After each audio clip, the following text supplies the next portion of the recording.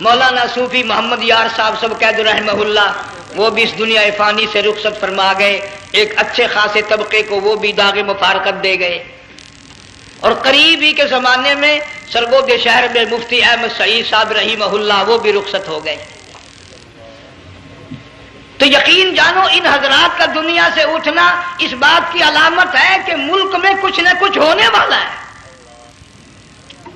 جب آگ لگتی ہے، طوفان آتا ہے، بارش آتی ہے، عورت اپنے بچوں کو تلاش کرتی ہے، ادھر آ جاؤ، بارش آ گئی، آگ لگ گئی، اللہ پاک بھی اپنوں کو پہلے بلا رہا ہے، یہاں کچھ ہونے والا ہے، تم پہلے ہی آ جاؤ۔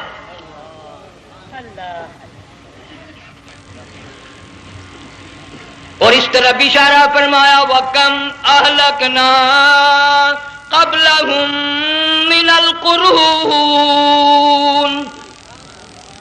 اللہ فرماتے ہیں میری زمین پہ عداوت نہ کرو، فساد نہ مچاؤ، قتل نہ کرو، خون نہ بہاؤ، ناحق لوگوں کا خون نہ بہاؤ۔ اللہ پاک کی زمین ہر روز صبح کو عرض کرتے الہی لوگ مجھ پہ زنا کر کے چلتے ہیں، بدماشی کر کے چلتے ہیں، اجازت دے میں لقمہ بنا کر نگل جاؤں۔ مجھے اپنے اوپر ان کا چلنا پسند نہیں، مجھے اچھا نہیں لگتا، ہر روز آواز لگاتی ہے ظالمو، بدکارو، بدماشو، میرے اوپر دندناتے پھرتے ہو، ایک نہ ایک دن میرے اندر آؤ گے، تمہیں پتہ چل جائے گا کہ میں تم کو کتنا دشمن رکھتی تھی۔ سبحان اللہ۔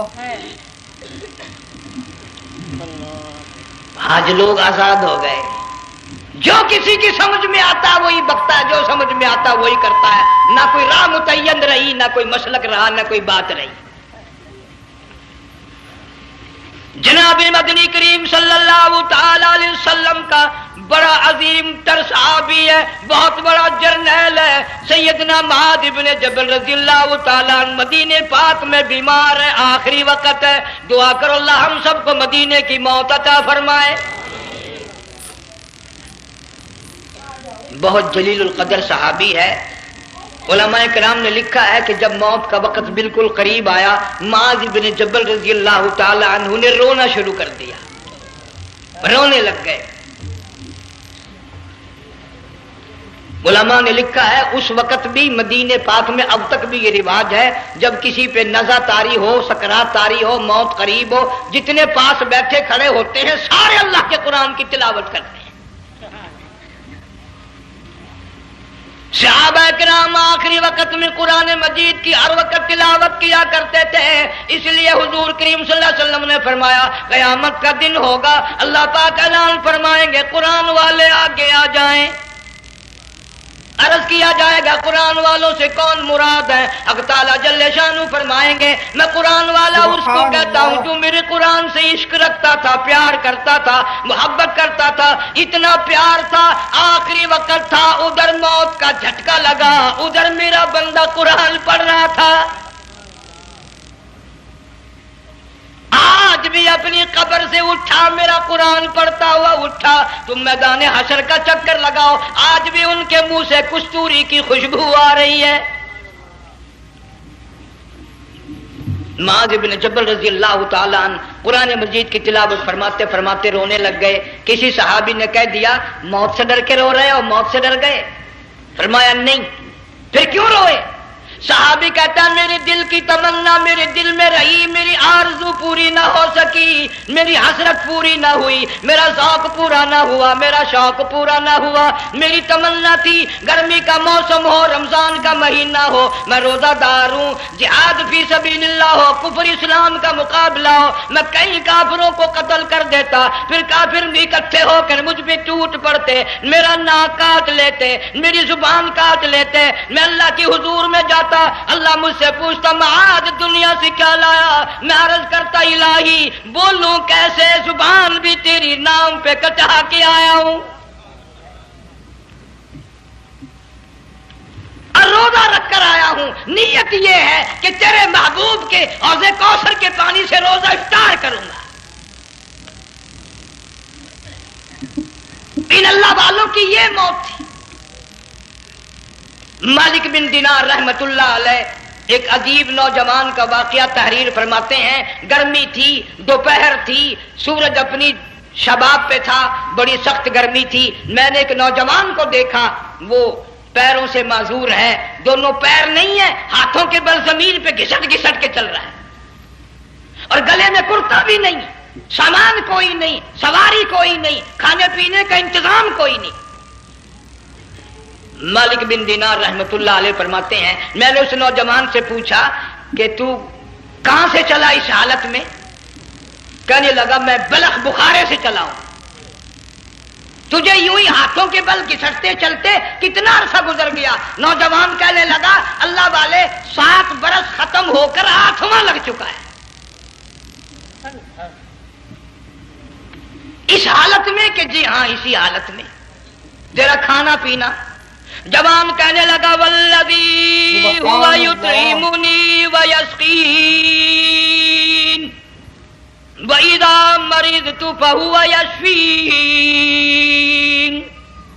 اللہ ہی کھلاتا ہے، وہی پلاتا ہے، بیمار ہو جاتا ہوں وہی تندرستی عطا کرتا ہے۔ اور نوجوان دوپہر بڑی سخت ہے، گرمی بڑی سخت ہے، میرے یہاں دوپہر کو آرام کر لے، قیام کر لے، کچھ دیر ٹھہر جا، آج میرے یہاں قیام کر لے۔ نوجوان رونے لگا اور کہنے لگا مالک بن دینار، یہ 2-4 منٹ جو تیری ساتھ باتوں میں میرے خرچ ہو گئے، مجھے ان کا ہی بڑا دکھ ہے، میں اور اپنی اس معذوری میں ہاتھوں کے بل 2-4 گز گھسٹ کر اور اپنے رب کے قریب ہو جاتا۔ یہ جو تیری ساتھ بات کرنے میں تھوڑا سا وقت خرچ ہو گیا، مجھے اس کا ہی بڑا دکھ ہے۔ ارے تو تھک گیا ہوگا۔ جوان کہتا ہے تیرے دیوانے مگر چلنے سے رک سکتے نہیں، تیرے دیوانے مگر چلنے سے رک سکتے نہیں، پاؤں تھک جاتے ہیں دل ان کے کبھی تھکتے نہیں۔ میرے سامنے تھکنے کا نام نہ لو، میرے دل میں عشق کی آگ جلی ہوئی ہے، سوز و گداز کا سمندر طوفان برپا کر رہا ہے، میں نہیں تھکنا جانتا، میرے یہاں نیند کا سوال نہیں، آرام کا سوال نہیں، میں تو گھسٹ گھسٹ کر رب کے دربار میں حاضر ہوا چاہتا ہوں۔ پوچھا کہ جا کہاں رہے ہو؟ کہنے لگا بیت اللہ کی زیارت کے لیے چلا، روز رسول اللہ صلی اللہ علیہ وسلم کی زیارت کے لیے چلا۔ کھانا پینا کچھ نہیں کہ نہیں، بس کہ منتظر ہوں اس گھڑی کا کہ کب وہ وقت آئے اور کب میں جا کر یوں کہوں کہ اے مدینے کی مہاجر سبز گنبد کے مکی، اے مدینے کے مہاجر سبز گنبد کی مکی، عرش ہے تیرے قدم کے فیض سے یہ سرزمین۔ کب وہ وقت آئے، کب میں مدینے کی گلیوں کو دیکھوں، کب آب و ہوا کو دیکھوں، کب مدینے کی بہاروں کو دیکھوں، کب گنبد خضرا پہ میری نگاہ پڑے، میرے دل کی تسلی ہو جائے۔ عاشق لوگ یوں ہی کیا کرتے ہیں۔ دیہات کی ایک عورت آئی رسول اکرم صلی اللہ علیہ وسلم کی وفات شریف کے بعد اور آ کے کہنے لگی بہن عائشہ رضی اللہ تعالیٰ عنہ، میں نے سنا ہے سرکار کی وفات شریف ہو گئی، کیا کہاں دفن کیا کہ اس حجرے میں؟ کہنے لگی مجھے دروازہ کھول کر قبر کی زیارت تو کرا دے۔ عورت سا دیہات کی رہنے والی چوکھٹ پہ کھڑی ہو کے کہنے لگی آقا جب بھی آتی تھی زبان تیری ہوتی تھی، قرآن خدا کا سنتی تھی، مسائل پوچھتی تھی، زیارت کرتی تھی، اب یہ زندگی اچھی نہیں لگتی، میں تیرے قدموں میں مرنا چاہتی ہوں۔ علماء نے لکھا ہے ایک چیخ ماری چوکھٹ پہ گر کر جان دے دی۔ سبحان اللہ۔ مالک بن دینار رحمت اللہ علیہ فرماتے میں بھی اس سال حج کے لیے گیا، مینا میں میں نے دیکھا کہ بڑا مجمع لگا ہوا ہے ایک جگہ، تو میں بھی گیا کہ یہ لوگ کیوں اکٹھے ہیں۔ میں نے لوگوں میں سے جھانک کر دیکھا تو وہی نوجوان بیٹھا ہے جس کو میں نے دوپہر کے وقت دیکھا تھا، وہی حالت ہے، گلے میں کرتا نہیں، گٹھڑی نہیں، تھیلا نہیں، سامان نہیں، اور رو رو کے یوں کہتا مولا آج کسی نے دمبی کی قربانی دی، کسی نے بکری کی قربانی دی، کسی نے اونٹ کی قربانی دی، کسی نے گائے کی قربانی دی، میں فقیر ہوں، میں مسکین ہوں، میں بالکل مفلس اور نادار ہوں، میرے پاس تو یہ میری جان ہے، میں اس کی قربانی دیا چاہتا ہوں، قبول فرما۔ ہزاروں لاکھوں لوگوں کے سامنے ایک چیخ ماری اور مینا میں جان دے دی۔ اس حالت میں ان اللہ والوں کا آخری وقت آتا ہے. ایک ہم لوگ مرتے ہیں ایکسیڈنٹوں میں، سڑکوں پہ، ادھر موت کا جھٹکا لگ رہا ہے، ادھر منہ میں کنجری کا گانا. ارشاد فرمایا مدنی کریم صلی اللہ تعالی علیہ وسلم نے سیاتی علی الناس زمان، او لوگوں میری امت میں ایک وقت ایسا آئے گا لوگ اتنے برباد ہو جائیں گے، صبح کو آدمی مومن مسلمان ہوگا، شام کو موت آئی تو جنازہ کافر کا اٹھ رہا ہوگا. گھروں میں، محلوں میں آج موت آتی ہے، کنجری کا گانا منہ میں ہوتا ہے، ادھر دم نکل رہا ہے، ادھر کنجری کا گانا کانوں میں آواز آ رہی ہے، میت کو غسل دیا جا رہا ہے، کنجری کی آواز آ رہی ہے، جنازہ اٹھا کر لے جا رہے ہیں، کنجری کی آواز آ رہی ہے، قبر میں میت اتاری جا رہی ہے، کنجری کی آواز آ رہی ہے، قبر پہ مٹی ڈالی جا رہی ہے، کنجری کی آواز آ رہی ہے. اس ماحول میں، اس معاشرے میں ہم کس طرح ایمان اور یقین اور ایمان ساتھ لے کر مریں گے؟ ہزاروں نہیں، لاکھوں کو مرتے وقت کلمہ نصیب نہیں. قسم دے کر پوچھو، ماں مر رہی ہے کلمہ منہ سے نہ نکلا، باپ مر گیا منہ سے کلمہ نہیں نکلا، بیگم صاحبہ چل بسی منہ سے کلمہ نہیں نکلا. ہزاروں چلے گئے اور اپنے جانے کا پھر بھی یقین نہ آیا. تم نے کبھی سوچا تک نہیں، خیال تک نہیں کیا. ارشاد فرمایا مدنی کریم صلی اللہ تعالی علیہ وسلم نے لوگوں ابو ہریرہ رضی اللہ تعالیٰ عنہ سے پوچھا تو کیوں رویا؟ عرض کرنے لگا میرے آقا اتنی کمزوری کبھی نہ دیکھی، اتنی ضعیفی کبھی نہ دیکھی، اتنی ناتوانی کبھی نہیں دیکھی، چہرہ انور بالکل کمزور ہو گیا. آپ نے ٹھنڈا سانس لے کر فرمایا ابو ہریرہ تجھے معلوم نہیں موت بالکل قریب آ گئی، بالکل قریب آ گئی موت.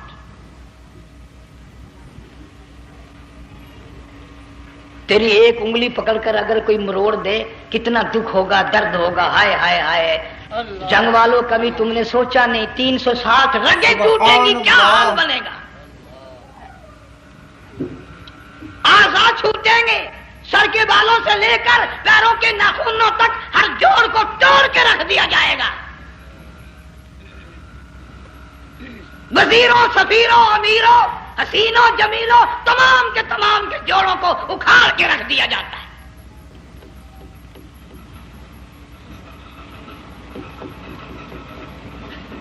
پروگرام تک نہیں مرد عورتوں کا کہ یہ دنیا کسی کی نہ بنی، قبر میں آخر جانا ہی جانا ہے.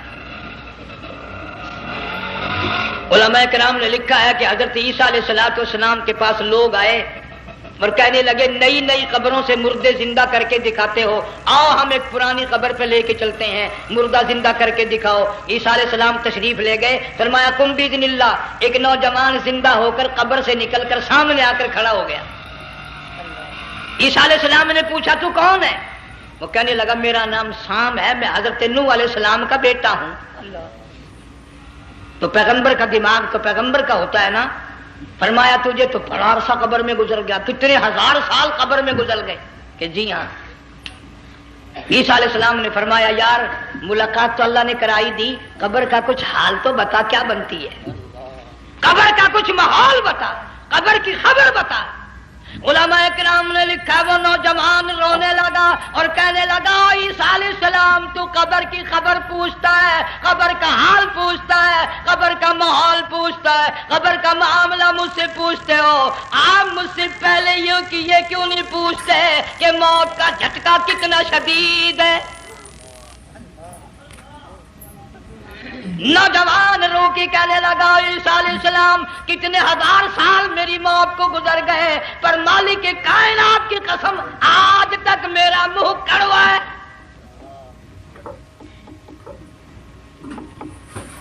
اس لیے جنگ والوں لمبی چوڑی بات کہنے کا وقت نہیں، حالات نہیں. میں تو تمہیں اتنا سا پیغام دینے آیا کھانے پینے کا زمانہ ہے. میں جانتا ہوں تم کیلے کھاتے ہو, تمہیں کیلے کا ذائقہ معلوم ہے, امرود کا ذائقہ تم کو معلوم ہے, انار کا ذائقہ تمہیں معلوم ہے, انگور کا ذائقہ معلوم ہے, انناس کا ذائقہ معلوم ہے, آم کا ذائقہ معلوم ہے, ہزاروں پھلوں کے ذائقے تمہیں معلوم ہے, ہزاروں مٹھائیوں کے ذائقے تمہیں معلوم ہے, ہزاروں بیکری کی چیزوں کے ذائقے تمہیں معلوم ہے, ہزاروں شربتوں کے ذائقے معلوم ہے, پر تم نے جنگ والوں کبھی بھی قبرستان میں جا کر قبر والوں سے یہ نہیں پوچھا او قبر والوں ذرا بتاؤ تو صحیح موت کا ذائقہ کیسا ہے.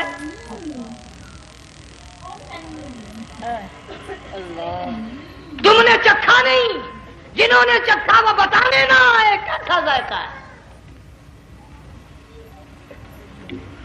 اس لیے قرآن کہتا کلا اذا بلغت التراقی وقیل من راق وظن انہ الفراق والتفت الساق بالساق الى ربک یومئذ المساق. بادشاہ ہو, امیر ہو, وزیر ہو, فقیر ہو, غریب ہو, رگیں ٹوٹیں گی, موت آئے گی, اور جس کی آئی تمہیں معلوم نہیں کس طرح آئی, کس حال میں آئی. سبحان اللہ. جن کے دلوں میں ان باتوں کا خیال آیا, خدا کی قسم صحابہ کرام میں سے اتنے رویا کرتے تھے آنکھیں ختم ہو گئی. جناب فاروق اعظم رضی اللہ تعالیٰ عنہ کو کسی نے دیکھا رو رہے ہیں, بے تحاشا رو رہے ہیں. پوچھ لیا بڑا بہادر پہلوان فاروق تجھے کیا ہوا, اتنا کیوں رویا؟ فرمانے لگے تمہیں معلوم نہیں قبر کا اندھیرا یاد آ گیا.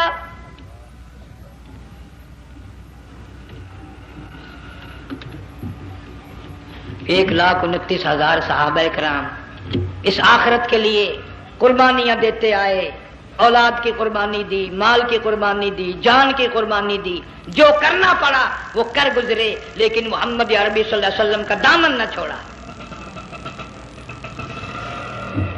اسی لیے ہر سال اللہ پاک جل شانہ نے اس امت کو یہ موقع دیا کہ سنت خلیل پہ عمل کرتے کرتے قربانیوں کی یاد تازہ ہو جائے, قربانیوں کی یاد تازہ ہو جائے. قرآن کریم میں جا بجا ابراہیم علیہ السلام کا اللہ پاک نے ذکر خیر فرمایا, یوں فرمایا ہم نے ان کے بڑے امتحان کیے, بڑی آزمائش کی, وہ ساروں میں کامیاب ہوئے. تم ہر وقت اللہ سے یہ دعا کیا کرو اللہ ہمیں امتحان میں نہ ڈالے, آزمائش میں نہ ڈالے, ہم امتحان کے قابل نہیں. یہ ہمارے جو امتحان ہوتے ہیں ان میں نقل ماری جاتی ہے, تو اللہ امتحان لے گا تو نقل کیسے ماریں گے, کیسے کام چلے گا. جناب ابراہیم علیہ السلام کو اللہ پاک نے ہزاروں امتحان میں مبتلا کیا, ہزاروں آزمائشیں کی, فَأَتَمَّهُنَّ, سب میں کامیاب گیا, سب میں پاس نکلا. ایک آزمائش ایسی بھی آئی اللہ کی توحید کی وجہ سے, شرک کو مٹانے کی وجہ سے ابراہیم علیہ السلام کا سارا مصر فلسطین دشمن بن گیا. حضرت سارہ کو ساتھ لے کر چل دیے, ایک بیوی ساتھ ہے اکیلا دم میں. یہاں تو لوگ محلوں میں شہروں میں کہتے ہیں جی میں اکیلا ہی ہوں, میں کیا کروں. اگر خلیل کہتا کہ میں اکیلا ہوں تو آج قرآن میں اس کا ذکر خیر کیسے ہوتا. پرواہ نہ کی, وہ کہتا میرے لیے میرا اللہ کافی ہے. کون کہتا ہے میں اکیلا ہوں, میری ساتھ تو اللہ ہے. مصر سے گزرنے لگے, بادشاہ کے ملازموں نے بادشاہ کو جا کے بتایا بڑی خوبصورت عورت گزر رہی ہے تیرے حلقے سے, بہت بڑی خوبصورت عورت ہے. کہ ملازم پکڑ کے لے کے چلے تو عورت ذات حضرت سارہ رونے لگ گئی. خلیل میرا کیا بنے گا. پیغمبر کو اللہ کی ذات پر بڑا یقین ہوتا ہے, فرمایا پرواہ نہ کر, میری آبرو میرے مولا کی آبرو ہے, چاہے جہاں چلی جا میری عزت کی حفاظت میرا اللہ کرے گا. فرمایا فاللہ خیر حافظا وہو ارحم الراحمین. پرواہ نہ کر, میں اس کا پیغمبر ہوں, نبی ہوں, چیخا میں جلا اس کے لیے, سارے دکھ اٹھاتا ہوں اس کے لیے, میری عزت کی حفاظت وہی کرے گا. محل میں جا کر حضرت سارا کو بند کر دیا. بادشاہ نے بلوایا ہے عزت لوٹنے کے لیے، بادشاہ نے پکڑوا کر منگوایا ہے آبرو برباد کرنے کے لیے. بادشاہ کا ارادہ ہے سارا کی عزت کو برباد کرنے کا، اور اللہ کا پروگرام ہے سارا ادھر آ. اس محل میں ایک معصوم بچی ہے جس کا نام ہاجرہ ہے، میں اس کو اتنا پسند کرتا ہوں، اللہ فرماتے ہیں اس کے پیٹ سے اسماعیل ذبیح اللہ کو پیدا کرنا چاہتا ہوں، اس کی نسل سے حبیب اللہ کو لانا چاہتا ہوں. آج تک کسی کی انگلی اس کی طرف نہیں اٹھی. سارا محل میں آؤ، اس کو آ کر ساتھ لے جاؤ تاکہ میرے ذبیح اللہ کی پیدائش کا معاملہ بن جائے. بادشاہ کا ارادہ ہے آبرو برباد کرنے کا، اللہ کا ارادہ ہے ہاجرہ کی آبرو بچانے کا. فرمایا وَيَمْكُرُونَ وَيَمْكُرُ اللَّهُ وَاللَّهُ خَيْرُ الْمَاكِرِينَ. اس نے بھی تدبیر بنائی، میں خدا نے بھی تدبیر بنائی. بادشاہ آیا حضرت سارا کے قریب برائی کا ارادہ کر کے. مفسرین نے لکھا ہے حضرت سارا نے فرمایا مجھے 2 رکعت نماز پڑھنے دے. یہاں سے پتہ چلا کوئی پاک دامن عورت، کوئی نیک بیٹی اگر گنڈوں میں بدماشوں میں پھنس جائے، عزت بچانے کا طریقہ یہ ہے وضو کر کے اللہ کے سامنے نیت تو باندھ، تیری عزت کے لیے وہ فرشتے بھیجے گا. علماء کرام نے لکھا ہے کہ ایک جہاز سمندر میں چل رہا ہے، طوفان آیا، جہاز تختہ تختہ ہو گیا، کچھ لوگ غرق ہو گئے، ڈوب گئے، کچھ تختوں پہ بہ کر کے چلنے لگے. ایک عورت گود میں بچہ ہے، ایک حبشی نوجوان دوسرے تختے پہ بیٹھا ہوا جاتا ہے. اس نے عورت اکیلی دیکھ کر اپنا تختہ چھوڑ دیا اور بدماشی کے ارادے سے عورت کے تختے پہ آ بیٹھا. تم جنگ والے سوچ رہے ہوگے کہ ڈوبتے وقت بھی باز نہ آئے، یہ سیلاب آتے ہیں لوگ بدماشیوں سے باز آئے؟ ڈوب گئے مگر باز نہ آئے، بغیرتی لوگ کرتے ہی رہے. علماء کرام نے لکھا حبشی نوجوان نے عورت کا بچہ چھینا سمندر میں پھینک دیا. عورت روئی اور کہنے لگی میرے اللہ بیٹھی رہتی ہوں، عزت جاتی ہے، حرکت کرتی ہوں، ڈوب جاؤں گی. میں نے سنا ہے سمندر کی گہرائیوں سے تو نے یونس علیہ السلام کی سنی تھی، میں تو پانی کے اوپر بہ رہی ہوں. مولا میری آبرو بچا، میرا ایمان بچا، میری عزت بچا، تیرے سوا میری سننے والا کوئی نہیں. لا الہ الا انت سبحانک انی کنت من الظالمین.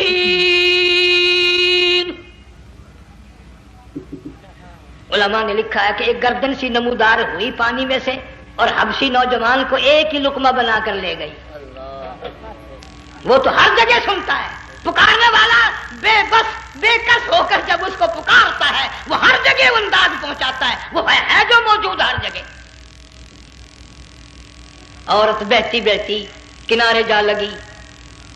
ایک جہاز قریب آیا، دوپٹے کا اشارہ کر کے اس کو بلایا.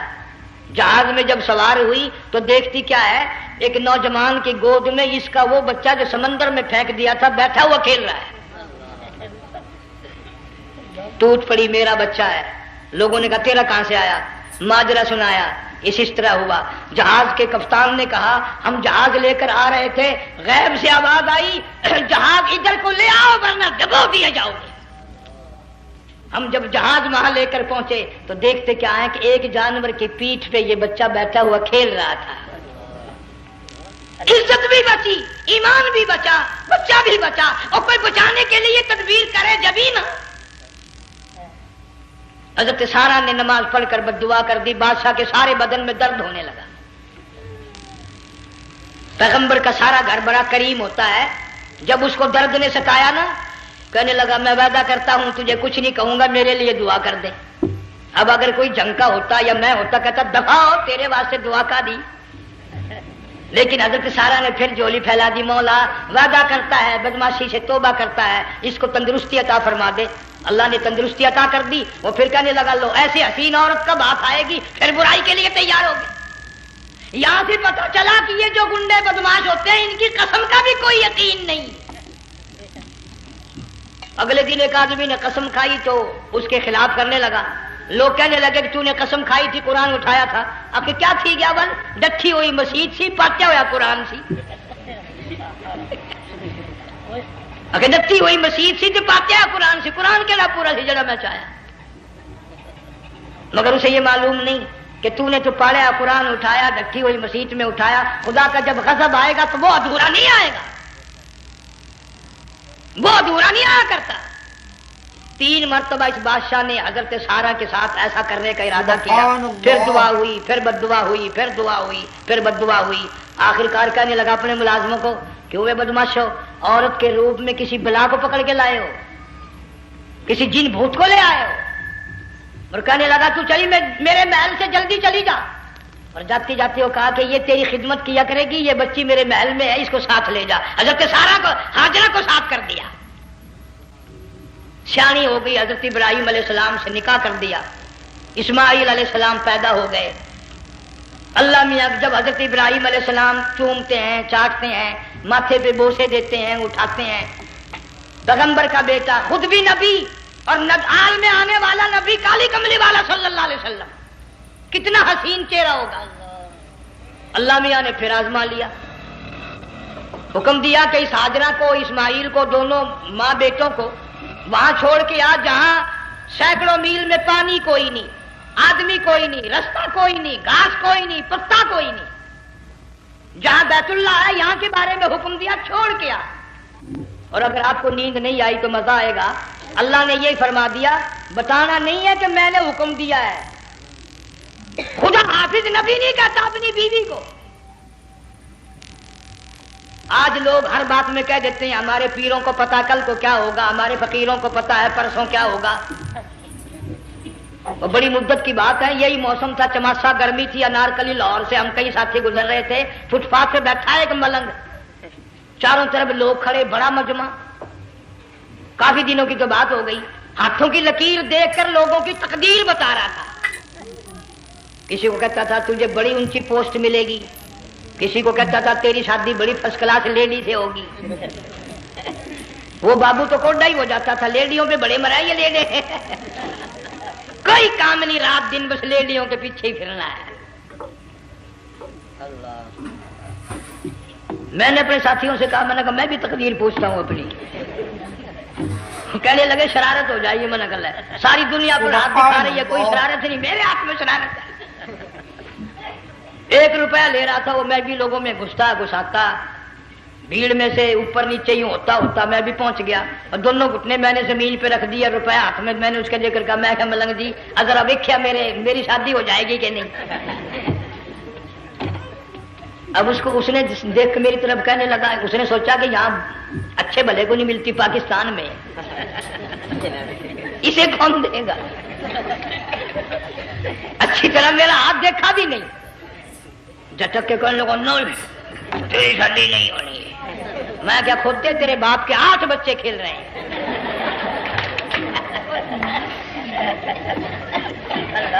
یوں ہی عقیدے بگڑ جاتے ہیں لوگ. ہمارے پیر کو پتا, فقیر کو پتا, کسی کو پتا نہیں ہے, کوئی نہیں جانتا. فرمایا وما تدری نفس ماذا تکسب غدا, کوئی نہیں جانتا کل کیا ہو جائے گا. وما تدری نفس بأی ارض تموت, کوئی نہیں جانتا زمین کے کس ٹکڑے پہ موت آئے گی. ان اللہ علیم خبیر, ایک اللہ کی ذات جانتی ہے. حضرت ہاجرہ اسماعیل علیہ السلام کو چھوڑ کر چل دیے, سبحان نہ خدا اللہ. حافظ کہا, نہ کوئی تسلی دی. تھوڑی سی کھجوریں, تھوڑا سا پانی, ختم ہو گیا. ابراہیم علیہ السلام جب دور نکل گئے تو حضرت ہاجرہ نے دیکھا یہ تو چلے گئے. کھڑی ہو کر آواز دی, اے میرے ابراہیم. مڑ کر نہیں دیکھتے. جنگ والوں, اللہ کا پیغمبر اللہ کی اجازت کے بغیر اپنی بیوی کی طرف نہیں دیکھتا, گھر والی کی طرف نظر اٹھا کر نہیں دیکھتا. ایک تم ہو, चिट्टी दाढ़ी, बुढ़ेपा, काले बुरके वाली नजर आ जाए ना, आगे भागकर वो बड़े नहीं आते हैं, कहाँ जाना चाहती हैं आप? तेरी मां लगती है, आप चली जाए। तो ये क्या हुआ? ये काले बुरके पे मरते मरते मरते मरते मर ही गए। ऐसा अजीब तमाशा। वो लाहौर प्लेटफार्म पर फिर रही थी ना एक लेडी बुरका ओढ़े, आ गया एक लेडा, कहने लगा सेवन अप लाऊं? नगर ले आए, उन्होंने कहा वाह काम बन गया, वो सेवन अप ले आया। थोड़ी देर के बाद कहने लगा मेरे ख्याल में फैंटा भी हो जाए, उन्होंने कहा ले आए, उन्होंने कहा सुभान अल्लाह पक्का काम हो गया। वो सेवन अप भी पी ली, फैंटा भी डकार गई। थोड़ी सी देर के बाद कहने लगा सेब ले आऊं? वो ले ही आया सेब, क्या आपके लिए मैं सेब लाया हूं, आप खाएं। कहने लगी नहीं आप खाएं। उसने सोचा हो मेरी भी मोहब्बत हो गई है, सेब खाने के लिए मुझे भी कह रही है। जब उसने इसरार किया ना कि मैं तो तेरे लिए लाया हूं, खा तो सही, कहने लगी कैसे खाऊं, मेरे मुंह में दांत ही नहीं है। अब पता चला इसे कि सुबह से मैं तो पुराने पिप्पी के पीछे फिर रहा था।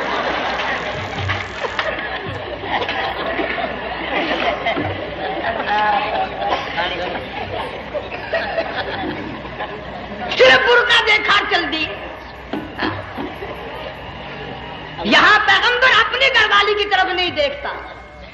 हजरत हाजरा ने इस्माइल अलैहिस्सलाम को सीने से लगाया, अरब की कद्दावर माई, ताकतवर माई, दौड़ लगाकर हजरत खलील का रास्ता आके रोक लिया और कहने लगी मैं जवान औरत, ये प्यारा नूरे नजर, ये लख्ते जिगर, शक्ल तो देखो, सूरत तो देखो, हमें यहां छोड़ के जा रहे हो?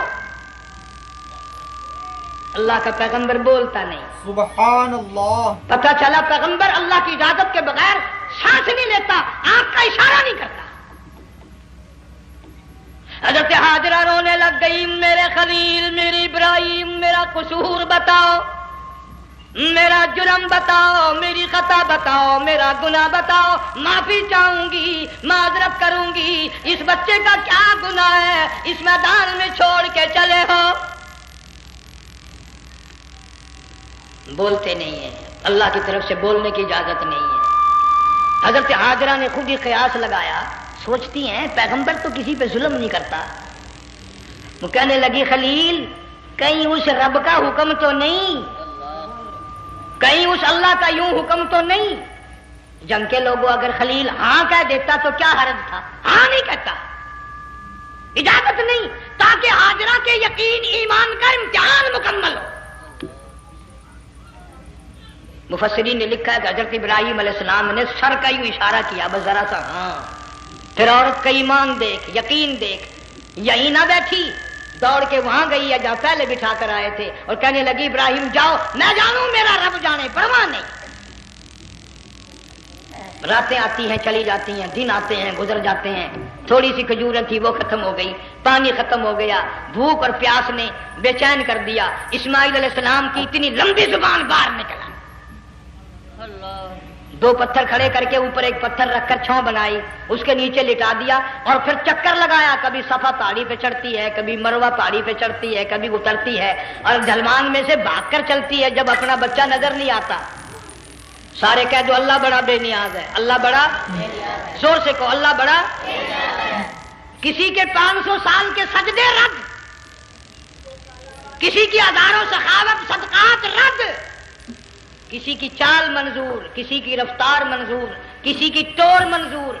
और यूं फरमाया हाजरा मेरी रहमत की तलाश में आज जो तूने दौड़ लगाई है, ये तेरी चाल ढाल रफ्तार टोर हमें इतनी पसंद आ गई, इतनी पसंद आ गई कि आज के बाद खलीलुल्लाह क्यों ना हो, ज़बीहुल्लाह क्यों ना हो, कलीमुल्लाह क्यों ना हो, रूहुल्लाह क्यों ना हो, हबीबुल्लाह क्यों ना हो, सहाबा किराम क्यों ना हो, कुतुब अब्दाल गौस क्यों ना हो, मेरी हाजरा मुझे अपनी किबरियाई की कसम जब तक वो तेरी चाल चल के ना दिखाएगी हाजी का लाने का हकदार नहीं हो सकता। तेरी रफ्तार उसे चलनी पड़ेगी। फरमाया इन्ना सफा वल मरवता मिन शाइरिल्लाह فمن حج البیت او اعتمر فلا جناح علیہ ان یطوف بہما ومن تطوع خیرا فإن اللہ شاکر علیم۔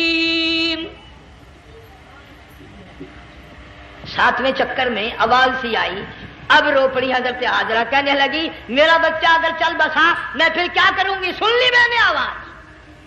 آپ کی کیا دیکھتی ہے؟ اسماعیل علیہ السلام کی نرم و نازک ایڑیاں جس زمین پہ رگڑی گئی تھی وہاں سے چشمہ جاری کر دیا۔ حضرت حاجرہ نے پی لیا، بھوک بھی ختم ہو گئی، پیاس بھی ختم ہو گئی، بچے کو بھی پلایا۔ اللہ تعالیٰ نے خانہ کعبہ کی بنیاد ڈال دی، ایسے گھر کی بنیاد ڈالی۔ حضور صلی اللہ علیہ وسلم فرماتے ہیں 500 سال کی عبادت ایک طرف اور بیت اللہ پہ ایک نگاہ یوں ڈالنا ایک طرف۔ 500 سال کی عبادت کا وہ ثواب نہیں جو ایک نظر خانہ کعبہ پہ ڈالنے کا ثواب ہے۔ اور اللہ پاک یوں فرماتے ہیں کہ جو آنے والا حجر اسود کو بوسہ دیتا ہے، اللہ پاک یوں فرماتے ہیں میں سمجھتا ہوں میرا سجا ہاتھ پکڑ کر میرے بندے نے چوم لیا۔ جو غلاف کعبہ کو پکڑ کر مانگتا ہے، اللہ فرماتے ہیں میں یہ سمجھتا ہوں میرا دامن پکڑ کے مانگ لیا۔ جو مقام ملتزم پہ لپٹ کے مانگتا ہے، اللہ فرماتے ہیں میں سمجھتا ہوں میری چوکھٹ پہ پڑھ کے مانگ لیا۔ اور فرمایا لوگوں یہ جو آنے والے آئے ہیں یہ رشتہ داروں کے مہمان نہیں، عزیزوں کے مہمان نہیں، دوستوں کے مہمان نہیں، میں خدا میزبان ہوں، یہ میرے مہمان ہیں۔ آج ان کی دعاؤں پہ آمین کہو، فرشتوں کو حکم ہوتا ہے ان سے مصافحہ کرو۔ مگر اللہ تعالیٰ سب کو توفیق دے کہ حج مکمل کر کے آئیں اور سب کا حج قبول فرمائے۔ میرے علاقے میں کئی سالوں کی بات ہے پرانی، جب کوئی حاجی تھا، ایک آدمی حج کر کے آیا، میں دوپہر کو اس کو ملنے گیا تو زور کی نماز کا وقت آیا، میں اٹھ کے چلا گیا نماز پڑھنے۔ پھر عصر کی نماز کا وقت آیا، میں اٹھا اور نماز پڑھ کے آ گیا۔ میں نے اس حاجی کے لڑکے سے پوچھا، میں نے کہا حاجی صاحب نے نماز یہیں پڑھی؟ تو کہنے لگا جی ابھی شروع نہیں کی، سفر کے تھکے ہوئے ہیں نا، 2-4 دن کے بعد شروع کریں گے۔ شکر ہے پہلے لوگ جھوٹ نہیں بولا کرتے تھے، ہاں آج کل کا ہوتا نا تو وہ کہہ دیتا حاجی یہ تو کئی وقت کی کتھی پڑھ کر بیٹھے ہیں۔ تو پھر مولوی تھا نا، میں بیٹھ گیا حاجی کے پاس، باتوں میں اس کو لے آیا، یہی میں نے کہا حاجی صاحب نماز نہیں پڑھی؟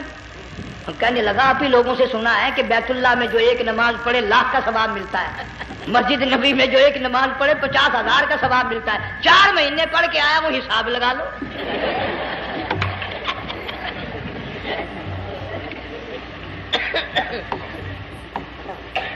مسائل سیکھتے نہیں، ارکان اور آداب بیت اللہ کے سیکھتے نہیں۔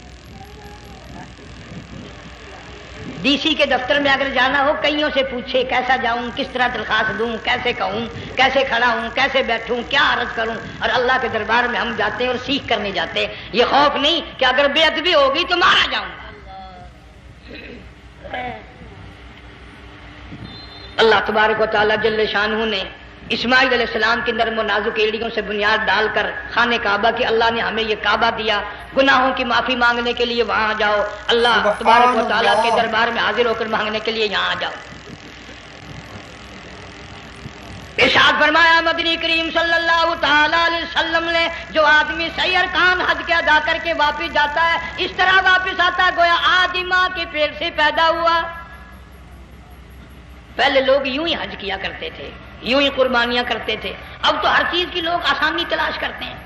پچھلے بقرعید کے موقع پر ہمارے مسجد میں ایک آدمی مجھے کہنے لگا اگر کوئی غریب آدمی مرغی کی قربانی دے دے تو لگ جائے گی؟ میں نے کہا تو مکھی مار دے انشاءاللہ وہی لگ جائے گی۔ سارے کام ٹیڑھی ہو گئے، نیچے نیچے نیچے نیچے کو چلے آ رہے۔ آج کل وہ ٹیڑھی بکرے بکری آئے ہوئے ہیں نا، کہیں تو قربانی کے لیے یا کندھے کو اٹھا کر لاوے۔ اب بتاؤ یہ گوشت بانٹے گا یا کھاوے گا یا فریج میں رکھے گا، کیا کرے گا؟ بالکل کام بگڑ گیا۔ حضور صلی اللہ علیہ وسلم نے فرمایا قربانی کا جانور اچھا تلاش کر کے لاؤ، اس کے بدن پہ جتنے بال ہوتے ہیں اتنی نیکیاں لکھی جاتی ہیں۔ اور میرا موضوع نہیں، حضور صلی اللہ علیہ وسلم نے فرمایا کہ میں نے اللہ سے دعا کی تھی میری امت کا کیا بنے گا؟ پل صراط پہ سے گزرتے وقت اللہ تعالیٰ نے میری دعا کو قبول فرما کر یوں فرما دیا کہ تیری امت جو قربانی میں جانور ذبح کرے گی، میں خدا پل صراط کے کنارے پر زندہ کر کے ان سب جانوروں کو سواریاں بنا کر پیش کر دوں گا۔ اس لیے بقرہ عید بالکل قریب آ گئی۔ ہر دین ایمان اسلام کے لیے قربانی کے لیے تیار رہو۔ زیادہ سے زیادہ مجھے آج کل فکر لگا ہوا ہے کہ اپنے گھروں کو میں نماز کا اہتمام کرو۔ آج حال یہ بنا ہوا ہے کہ اگر گھر والی کی گود میں موت آئی تو گھر والی بے نماز، دھی کی گود میں موت آئی دھی بے نماز، بہن کی جھولی میں موت آئی بہن بے نماز، بیٹے کی گود میں موت آئی بیٹا بے نماز، بھائی کی گود میں موت آئی بھائی بے نماز، ڈاکٹر کے ہاتھ میں موت آئی ڈاکٹر بے نماز، کمپیوٹر کے ہاتھ میں موت آئی کمپیوٹر بے نماز، نرس کے ہاتھ میں موت آئی نرس بے نماز، تیرا کفن خرید کے لانے والا بے نماز، تیرے غسل کا پانی گرم کرنے والا بے نماز، تیری قبر کھودنے والے بے نماز، تیرا جنازہ اٹھانے والے بے نماز، تیری قبر پہ مٹی ڈالنے والے بے نماز۔ اگر تو نمازی بھی ہے، یہ اتنے چاروں طرف کے بے نماز تجھے جنت میں کب جانے دیں گے؟